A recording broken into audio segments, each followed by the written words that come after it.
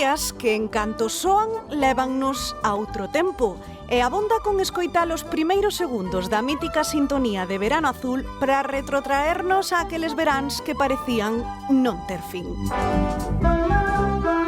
As rúas, as aldeas e as praias convertíanse na única realidade posible e os amigos aparecían na hora e no lugar de sempre, sen necesidade de chamadas nin de whatsapps. Daquela o verán sabía a tardes infinitas, a xeonllos rascados, a carreiras en bicicleta e a xogos inventados con 4 paus e unha pelota gastada. Pero non todo era un camiño de rosas. Ás veces tamén tocaba botar unha man na casa, recollendo froita, axudando cos animais ou acompañando os maiores na leira. E, por suposto, tamén a aqueles temidos caderniños de caligrafía, que nunca nos apetecía abrir. Tampouco había pantallas nin tecnoloxías, e o aburrimento formaba parte do verán. Con todo, sí que existía a televisión, con programas e series que todos víamos ao mesmo tempo. Así, Pipi Calzas Largas, La Abeja Maya ou 1, 2, 3 Responda outra vez convertéronse en auténticos clásicos dunha época. Hoxe cambiaron as costumes, cambiou a maneira de xogar e tamén que as vacacións xa non sempre se pasan na aldea. Pero se algo non mudou co paso do tempo é a ilusión coa que un neno ou nena espere que chegue o verán. Porque sexa 1970 ou 2026, hai sensacións que seguen sendo as mesmas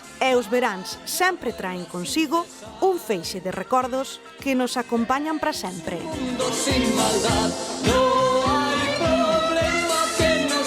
Sen dúbida, de feito, falando de recordos, que tal, Maximino? Moi bons días. Bos días a todos. Aquí estamos un día máis. Falando do verán que nos gusta, Maximino, cal é así como o teu primeiro recordo do verán?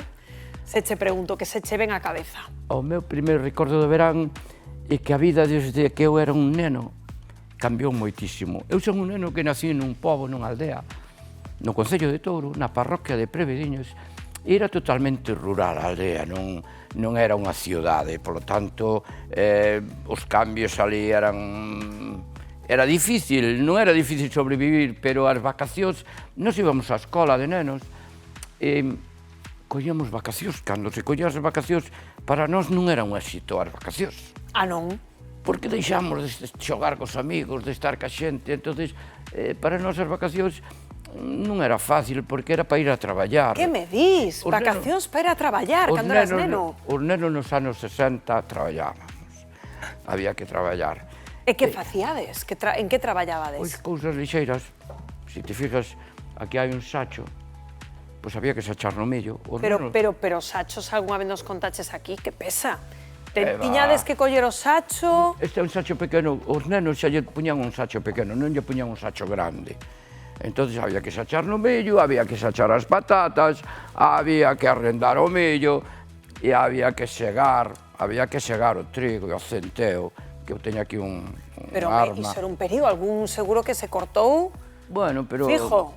Pero vamos a ver, cando hai moitos nenos, a verdade é que había casas que tiñan a 6 e a 7 nenos. Bueno, pois algún cortábase, pero non pasaba nada. Aprendía para outra vez que eu cortei... Había outro de remuda na casa. Eu corteime algunha vez, e, bueno, pois íbamos curando como tiña que ser. Pero volvo ao caso que as vacacións era un tempo distinto, eran uns meses distintos. Había outro tipo de vacacións que era cando regresaban os emigrantes, e os obreros que traballaban en certos sitios, en certas empresas. E que pasaba cando chegaban os emigrantes? Pois cando chegaban os emigrantes era festa, entón cambiábase un pouco o sistema, se iban para a casa dos familiares, pois había outro sistema que era facer unha comida distinta, ir de viaxe con eles, etcétera, etcétera. Así que esas imaxes que estamos vendo, mentres falas da comba e así, polo que me estás contando, a bicicleta, ti recordas máis traballo, entón, non? Había que dar de comer aos animais, non? Os nenos eran encargados de pastar as vacas, de botar de comida e de facer moitas cousas, porque non era como agora. Os nenos non tiñan plai para xogar, non tiñan tele para ver, e máis nos anos 60, nalgún sitio non había nin luz eléctrica. Pero neses traballos tamén disfrutabades, había momentos de diversión? Era un xogo, eu recordo que estamos todos pendentes de que chegaran as mallas. As mallas... Que son as mallas? As mallas é onde se mallaba o trigo e o centeo que se cosechaba. Entón viñan unhas máquinas polos povos e facíanse unha malla. Entón, ali íbamos todos os rapaces, todos os nenos íbamos para ali, porque ali xogábamos e tirábamos os mollos abaixo da meda e saltábamos por un lado e polo outro. Aquelo para nós era un día de festa, sinceramente. Entón, isto para nós era un día señalado. Cando viña a malladora, se sentía a malladora, bueno, pois hai que ir á malla. De todos modos, os nenos tamén daquela o día da malla non só estábamos ali cos mollos, senón que dábamos unha voltiña polas eiras. E nas eiras había desto que vedes aquí. Sí. Había moito desto. Entón íbamos ás mazás, íbamos aos figos, os pimentos non os comías, pero todo isto que ves por aquí, sempre había as hortas fai 60 anos en Galicia, tiñan de todo. Ou nunha horta de un agricultor había de todo. Entón podías comer unha pera ou unha claudia como esa ou un figo. Entón os nenos tamén íbamos por ali. E a verdade é que nos alimentábamos un pouco nas hortas. O sea, que escoitándote ti algún veciño lle colliches algunha vez algunha cousiña, unha mazá, un figo, unha pera... Eu recordo que íbamos a festa ali a casa de uns primos, tiña unhas mazás moi boas, e había que subir por fora a roubarlle as mazás. Bueno, era unha tradición. Roubarlle as mazás a aquel veciño, non era na miña parroquia, era noutra. Era unha tradición o día das festas. Todos os nenos subíamos por unha collíamos as mazás. Non era con ánimo nin de roubar. Que maravilla. Porque normalmente a fruta nos povos fai 60 anos sobraba por todos os lados, o sea que non era de decir, había fartura. Hoxe eu deploro un pouco que vedes aquí que hai tomates, hai pimiento. Todo isto se echou na miña horta, que a miña muller máis eu seguimos tendo unha horta. Pero deploro algo que se perdeu. Xa non hai hortas no rural galego. Xa. As hortas están todas a monte. Entón, cando eu era un neno, tú viaxabas, ibas a calquera sitio, e a horta era a despensa do agricultor. Hoxe iso xa non existe. Xa, é certo. Hoxe as hortas están... E, por certo, Maximino, que antes falababas deses emigrantes que chegaban, que se facían esas grandes comidas. Claro, que se comía daquela no verán? Porque entendo que gazpacho non.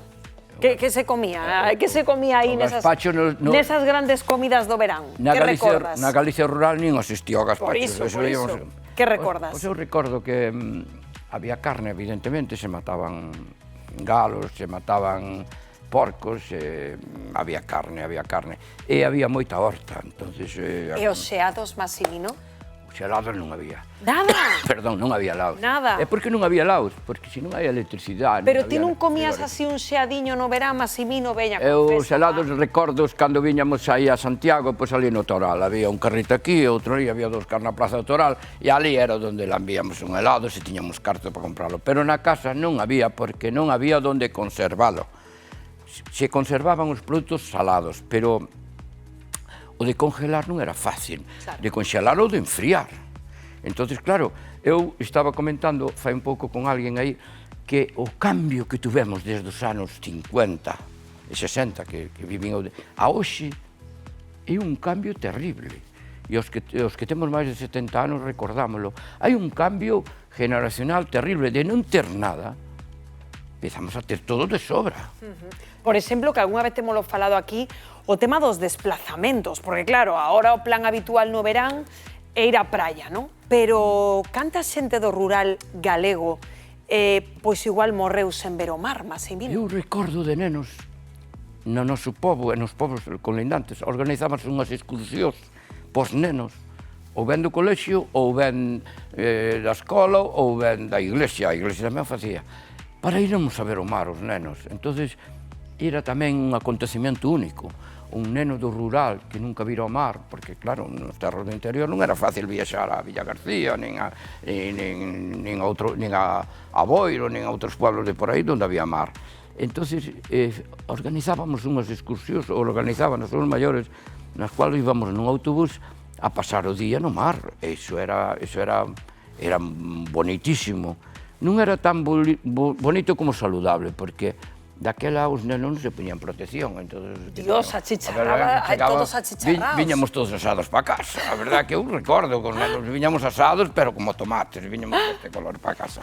Nin gorro, nin crema, nin nada, Maximino. Crema non había, pero gorro sí, os sombreiros están aquí. Os sombreiros se facían nos pobres de palla, entonces facer un sombreiro facía todo o mundo tiña un sombreiro. Que maravilla. E logo tamén un plan de verán seguro eran esas excursións á cidade, non? Antes mencionabas o de Santiago, coxeados, non? Sí, claro. Chegar de repente a unha cidade, ver, claro, cousas que non vías habitualmente, igual. A verdade que eu penso que daquela o que sacaba un neno da casa ou un maior, porque había xente maior que tampouco vira ao mar. Eu levaba a ver esas cousas. Eu penso que eso tiñan que darlle unha medalla, porque era algo que disfrutabas de cambiar de sitio, porque claro, se non tes medios, nin tes locomoción, pois sigues estando ali. Eu recordo xente que nunca foi a Madrid, non sabe o que é Madrid, e agora veo na televisión, pero daquela non o sabía. Xa. Entonces, os que salimos da casa, os que tivemos a suerte de viaxar e de informarnos, eu creo que somos uns superdotados neste caso. Entonces, a xente nos povos hoxe viaxa máis que na cidade, porque hoxe un neno dun pobo é tan inteligente como un neno que se cría nunha gran cidade, ou máis, ou supera. Pero antes moitos deles non tiñan esa posibilidade de sair. E por último, Maximino, o que sí había no rural eran esas festas e romerías, non? Mira, normalmente de maiores podías ir á festa, pero de nenos estabas esperando como auga de maio que chegara o día da festa do patrón na parroquia. Unha por unha cousa, había festa, a comida tamén cambiaba, pero outra a romería, o de ir á romería, o de comer as rosquillas, ou de comprar aqueles foguetes que comprábamos os nenos, foguetes. Aquilo era unha tradición, era algo que estábamos esperando como auga de maio, que chegara o día da festa para ir á romería e pasalo ben, incluso xogar uns nenos cos outros. Entonces todo isto era maravilloso, o que eu recordo de neno. Entonces os recordos de neno, que agora estamos aquí, pois son recordos que para min marcan moito a sensibilidade das persoas, porque un de neno absorbe todo o que lle enseñan, de grande ou de maior, perde moitas partes das que lle enseñan. Entonces, os nenos hai que leválos a informar e a ver cousas, porque o que lle enseñes de nenos será aunque son de maiores. Totalmente. Entonces... Totalmente de acordo. Querido Maximino, un placer, como sempre, escoitarte. Se non nos vemos, porque claro, como o termómetro nos imos de vacacións, feliz verán, Maximino. Desta vez vamos todos de vacacións. Desta vez imos todos de vacacións este verán. Non hai autobús, nin hai nada, pero vamos todos de vacacións. A volta xa comentaremos. Grazas sempre, querido Maximino. Gracias a todos vos que nos estades vendo e escoitando. Gracias a todos. Bueno, seguimos aí. Seguimos, por supuesto, Maximino.